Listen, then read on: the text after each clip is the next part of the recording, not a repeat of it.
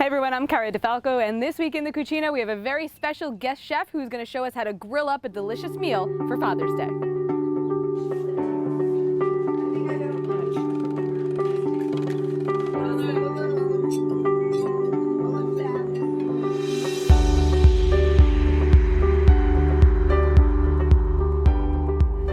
Chef Jesse Jones is joining us in the Cucina this week. Thank you so much for hanging out. Oh, thank you. What are we making? What are we making for Dad? You're a dad.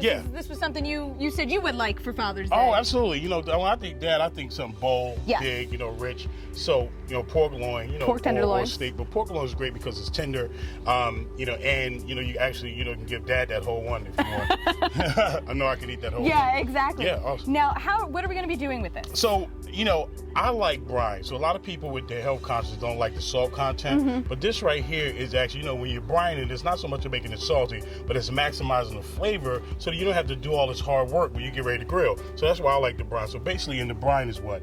This right here is, if you want to have, say, like a turkey, you start with a gallon of brine. Okay. But this right here is half a gallon. Okay. So it's a half a cup of kosher salt, half a brown sugar, which is a standard brine. Pickling spices, I put a little thyme and garlic, right? So, but the secret is you put this all in the pot first and you steep it up to get all that flavors from the pickling spice. So bring it to a boil and then reduce it? Yeah, you can bring it like to a little simmer, enough that it permeates the water. Okay. And then you got to cool it down all the way. Either you can put ice on it or do it the day before, put it in the refrigerator. And then once you put everything in here, then it comes out like this. Okay. Right, and it's cold. You take your pork, but you got to make sure it's submerged all the way down like that.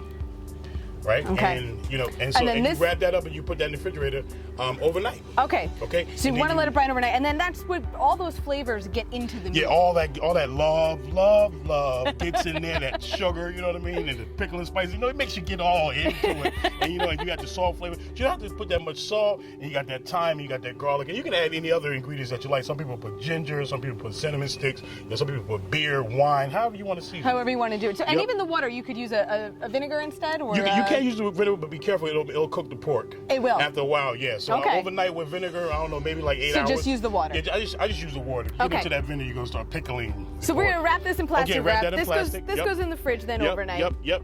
And now we got our baby here. We have one that we have ready to roll. Yeah, we have one. Now I will share you this, my secret spice with you. Okay. You know, I mean, this is going to be $500 an ounce. You know, one day. No, it's already got salt, but I still like to put a little bit more love into it. Right. So basically, what this is just smoked paprika. Okay. Garlic powder, onion powder, a little bit of black pepper, and that's it. Okay. So our pork loin, we have it brine. We put our spice rub on it. Yes. Now talk to me about the grill, about how hot you want to try to get the grill. Well, I mean, this is good going up to 300, 350. You don't want to like have it super hot. Okay. But also, please note that, you know, with the pork, you want to, when you take it out the brine, you know, some people just throw stuff cold on the grill, let it get up to room temperature. I'm saying not have it all the way out, but just up to room temperature and then let that rub get in there. Okay. And what happened is, I think I forgot to mention too about the rub. You'll have the recipe. It's a little bit of granulated brown sugar in there. Okay. So we got a cold side and we have the hot side. Okay. So we're gonna put this on, and what happens is you want to just leave it, but you also want to keep in mind that there's just a little sugar in there. Okay. And, so it's going to caramelize. So it's going to caramelize a little bit, and that's the reason why we have a coleslaw. Once we get our marks, our hash marks on both sides, that's what I'm saying. That's why it's good to be 350 and low, not really high, so you don't automatically burn the sugar. Okay. But you still wanted to kind of like get that caramelization first. But then after you get all your marks, then you want it to hang on the low side and finish cooking. Yeah. And about how long does this take to cook? This is about, well, you know, I know a lot of people, if you want your pork well done, like most people, but medium, I'd say 3 minutes on both sides. Okay. So total 12 minutes, probably 6 minutes. Okay. I'm saying, but 3 minutes on this side, 3 minutes that side, turn it over. So about 12 minutes, and if you want to go anything over that, probably be 15 minutes. Most of the time people want pork well done. But I like mine's medium. Medium, so do I. So we'll do it with the 12 minutes. Okay.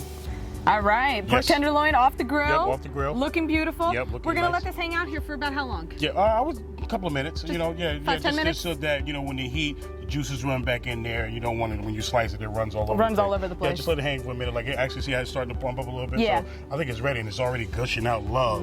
Yes, it is. And when we cut this, we're gonna cut it on the angle, right, on the bias. Absolutely, definitely, because we don't want to, we don't want no iron around like shoe leather. So we want to make sure that we get nice little medallions out of this. All right, Chef Jesse, we got to dig into this after all our work slaving away in the sun. So like I said, some people like it, you know, Delicious as always, my friend. Oh. That is the perfect Father's Day meal. Listen, where can folks find you? You'll do some private chefing, right? You'll come to people's homes and cook for them. Oh yeah, I come to the home normally. Great backyards like this. Do what I have to do. Okay. And right now I'm writing recipes now. I'm trying to just put. You're trying to put a cookbook together, right? Yeah, I'm trying to put this on paper now. Okay. I want to travel a little bit.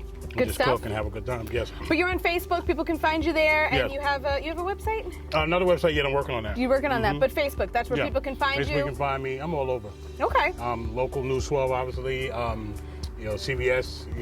Pix 11 have recipes that you can follow, especially for now with the holidays. 4th of July and stuff coming up. Wonderful. Catch some of those there, and of course, right here in the Cucina, you get this delicious pork tenderloin recipe for Father's Day.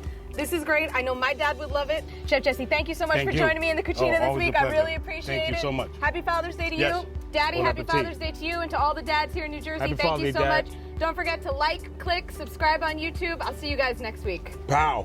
Salud. Nice.